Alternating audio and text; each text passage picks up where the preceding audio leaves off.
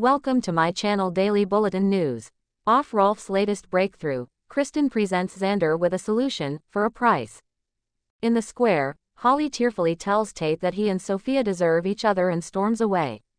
A sympathetic Sophia believes Tate is truly better off without her. Tate can't believe after everything they went through, it's just over. Sophia reminds him of all the bad things that happened, too. She links her arm through his as they go for a walk. At Titan, Xander pulls a handgun from his desk drawer. He gravely muses on taking matters into his own hands. An alarmed Maggie enters, wondering what he's doing with the gun. Xander lies that it's just for protection now that he's Victor's heir. Appeased, Maggie moves on to the reason she's there, to ask Xander to drop his vendetta against Brady. She knows he went after him with a baseball bat, but it's high time Xander focus on being with his wife and less time on getting back at Brady. In the interrogation room, Marlena tells Brady how worried she and John are. Brady is worried about the pain he's causing his father. Marlena makes clear how much they love him.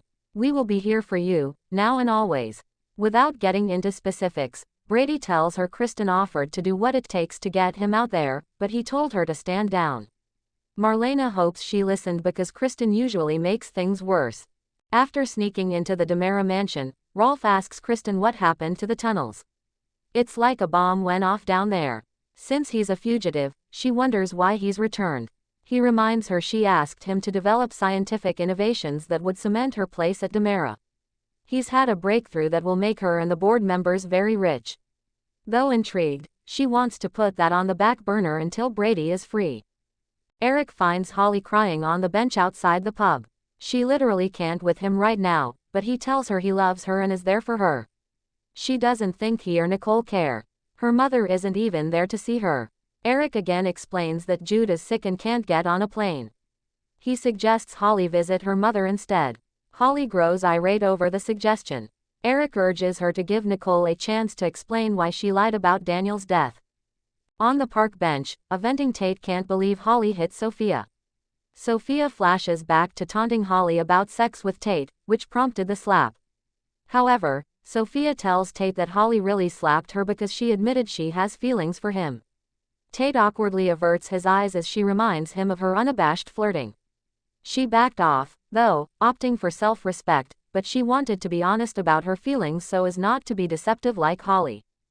In his office, Xander defends how much time he's spent with Sarah.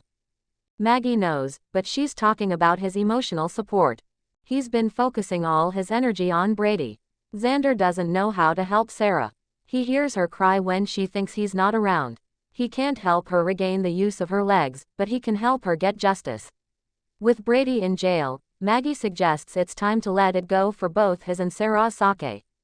Xander says he's been trying to find a specialist to help Sarah, but it's not looking good. Xander promises he'll focus on Sarah and stop obsessing about Brady.